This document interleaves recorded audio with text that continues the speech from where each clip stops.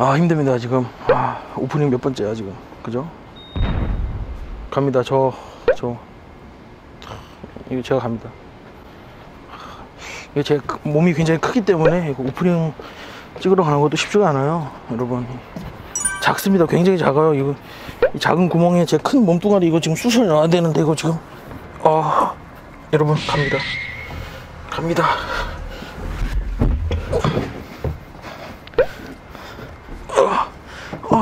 몇 번 했더니 더 힘들다, 더 힘들어. 오늘의 축구 구독자 여러분 안녕하세요. CBS 노컷뉴스 오해원입니다. 오늘의 K리그 앱과 오늘의 축구 유튜브, 네이버 TV, 카카오 TV에서 만날 수 있는 오축 승부 예측, 아프리카 TV, PP 라이브 채널 다 즐겨찾기 하셨죠? 많은 사랑 부탁드립니다.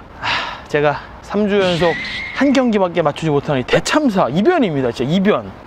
그러다 보니까 제가 미끄럼틀 초심으로 돌아가서 미끄럼틀을 타고 내려오는 오프닝으로 시작을 했습니다. 초심으로 다시 돌아가서 올 시즌 남은 경기 예측해 보도록 하겠습니다.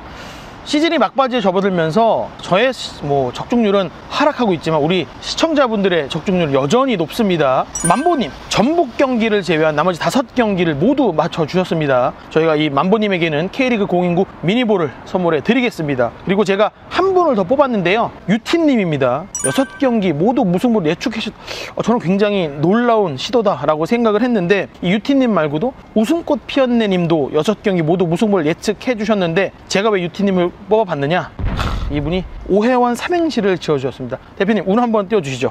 오늘의 축구 승부 예측은 해외 축구가 개막하고 있는 와중에도 인기가 많다. 원 없이 내년에도 그 다음 해에도 보고 싶다. 대표님, 다음 해에도 그 다음 해에도 보고 싶다. 빨리. 예? 대표님, 답을 미루시네. 이 유티님에게는 포포투 최신호를 선물로 보내드립니다. 이 유티님의 염원을 담아서 이번 주도 이벤트는 계속됩니다. 방송 끝까지 확인하시고 많이 참여 부탁드리겠습니다. 그럼 하나원큐 K리그1 2020 22라운드 경건하게 시작해 보도록 하겠습니다. 사람이 또 이렇게 앉으면 또 눕고 싶고. 안 그러시나? 이번 주 제가 주목하는 경기는 바로 인천과 울산의 대결입니다. 최하위지만 인천은 확실한 상승세를 타고 있습니다. 조성환 감독이 부임하고 나서 치른 6경기에서 4승 1무 1패. 최근 K리그1 12팀 중에 6경기에서 얻은 승점은 인천이 최고입니다. 올 시즌 경기 수가 줄어들면서 인천의 생존 본능이 조금은 위험할 수도 있지 않을까? 라고 개인적으로는 좀 예상을 했는데, 역시나 인천은 인천입니다. 조성환 감독 부임 이후 인천의 반등에는 아길라르가 중심에 있다고 생각합니다. 아길라르가 살아났는데 또 송시우가 또 그걸 받아 먹고 있습니다. 인천이 잘 되는 집안이다, 이렇게 좀 보여줄 수 있는데, 인천은 최근에 이렇게 시즌 막판에 극적으로 뒤집기를 해본 경험이 있습니다. 그러다 보니까 선수들이 무엇을 해야 하는지 이쯤 되면 아마 본능적으로도 알고 있지 않나 라고 생각합니다. 이에 맞서는 울산은요, 사실 이 경기에서 어떻게든 만회를 해야 합니다. 전북전 패배로 확인할 수 있었던 김도훈 감독의 전술적인 실패, 주니오의 전북전 부진, 이런 등등, 어쨌든 만회하려면 인천 원정이지만 무조건 이겨야 된다는 거죠. 최근 3경기에서 울산이 승리가 없습니다. 사실 이 경기에서도 승리하지 못한다면 선두 자리가 어떻게 될지 모른다는 거죠. 이 경기는 인천은 정동윤, 또 울산은 불투이스가 징계로 나오지 못합니다. 아무래도 불투이스의 공백이 좀 더 크지 않나 라고 생각을 하는데, 그래도 울산은 울산입니다. 주니오, 이 주니오 선수가 지난 전북전에 저는 개인적으로 주니오가 보이지도 않았거든요. 근데 이 주니오 선수가 개인적으로나 팀적으로나 만회를 하려면 인천전에서 폭발해야 합니다. 그리고 주니오 선수 굉장히 영리한 선수라서 그걸 이미 다 알고 있을 거라고 생각합니다. 저는 이 경기에서 울산이 승리를 하면서 선두 경쟁이 더욱 뜨거워지고, 인천은 인천대로 최하위 탈출 경쟁이 더 뜨거워지는 위치에서 스플릿 라운드 마지막 5경기를 시작할 거다, 저는 개인적으로 그렇게 생각했습니다. 두 번째 경기는 포항과 상주의 경기입니다. 이 경기는 사실 김기동 감독이 굉장히 걱정을 좀 했습니다. 왜냐면 이 최전방의 일루첸코와 중원의 최용준이 징계로 이 경기에 나설 수 없는 경기거든요. 그렇기 때문에 김기동 감독이 굉장히 큰 걱정을 하고 있는데, 이 경기 끝나고 또 울산과 FA컵 4강전도 기다리고 있습니다. 그렇기 때문에 김기동 감독으로서는 뭔가 선택과 집중 고민하고 있지 않을까라고 예상을 합니다. 나란히 4경기 무패를 기록 중인 두 팀입니다. 어느 팀이 3위로 스플릿 라운드를 시작할 거냐, 물론 그런 그런 자존심 경쟁은 있겠습니다만 이 경기는 김기동 감독이 2보 전진을 위한 1보 후퇴를 결정하지 않을까 예상합니다. 그래서 저는 이 경기 상주의 승리를 예상합니다.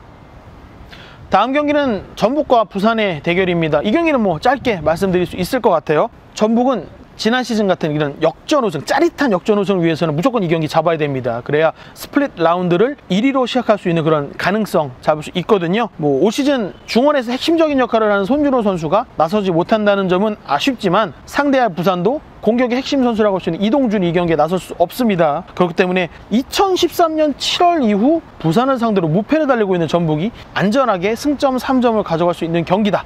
그렇게 예상했습니다. 네 번째 경기는 성남과 광주의 대결입니다. 비록 대구 원정에서 패했지만 성남은 2골 따라 붙으면서 단단한 수비뿐만 아니라 유인수, 나상호 이 선수들이 살아나면서 공격도 좋아졌다라는 걸 보여줬습니다.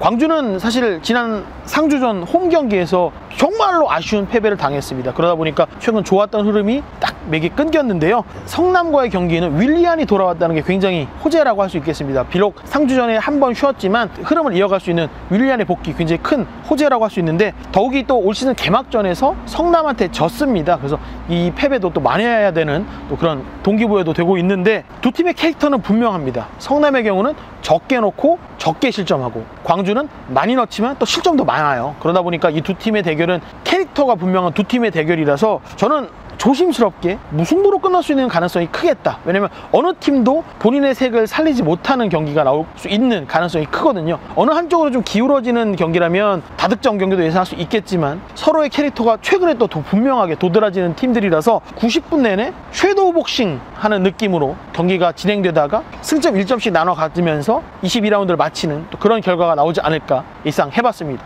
성남 다득점 나온다는 이런 것도 불안하잖아요. 그래도 무승부다. 그래도 무승부다.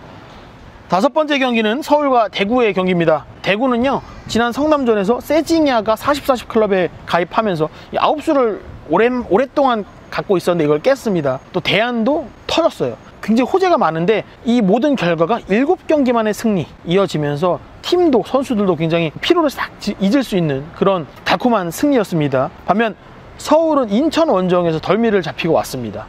단순한 패배보다 더 타격이 큰 건 기성용의 부상. 좀 다행히 큰 부상은 아니라고 하는데 이 경기에 선발로 나서기는 굉장히 부담스럽다라고 생각을 합니다. 서울로서는 이 기성용 선수의 부재가 굉장히 아쉬울 수밖에 없는 상황이죠. 그럼에도 불구하고 제가 이 경기에서 서울이 정말 근소하게 서울이 조금 앞서지 않을까라고 예측하는 건 지난 6월 6라운드에서 당했던 0대6 패배. 선수들에게도 그렇고 팬들에게도 그렇고 씻을 수 없는 아픔을 줬던 이 패배를 만회할 수 있다라는 그 충분한 동기부여가 되고 있다라는 점이죠. 당시보다 수비가 안정됐다라는 게 가장 큰 저는 호재라고 생각을 합니다. 수비가 안정된 서울은 어느 팀하고도 대등하게 싸울 수 있는 그런 팀이 됐다라는 거죠.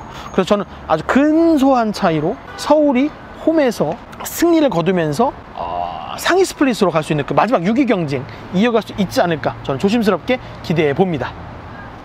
마지막 경기는 강원과 수원의 대결입니다. 이 마지막 6위 자존심을 지키려는 강원이고요. 또 최하위로 밀리는 것만은 막고 싶은 수원의 대결입니다. 하지만 이 두 팀의 가장 큰 차이가 있습니다. 골을 넣느냐 못 넣느냐.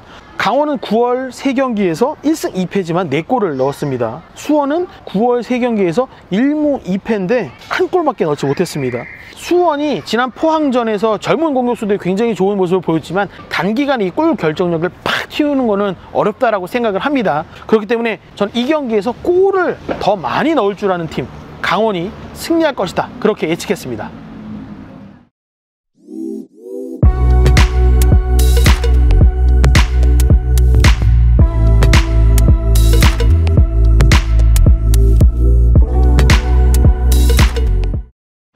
자, 22라운드 승부 예측 모두 끝났습니다. K리그 029 미니볼을 받으시려면 여러분들도 저처럼 6경기 모두를 예측하시는 겁니다. 오늘의 축구 유튜브 구독, 좋아요 눌러주시고 댓글에 여러분들이 예측한 6경기 결과를 적어주시면 됩니다. 제가 맞춘 경기 이상 맞춘 분들 추첨해서 한 분에게 K리그 029 미니볼 선물해 드리겠습니다. 이번 주도 많은 참여 부탁드리겠습니다. 특이한 댓글, 저의 심금을 울리는 댓글, 그런 댓글들은 저희가 또 특별한 선물 또 드리니까 깊이가 아주 깊은 댓글 바라겠습니다. 우측 승부 예측은 오늘의 K리그 앱을 통해서도 만날 수 있습니다. 그럼 저는 상하위 스플릿이 결정되고 나서 첫 번째 일정으로 돌아오겠습니다. 안녕히 계십시오.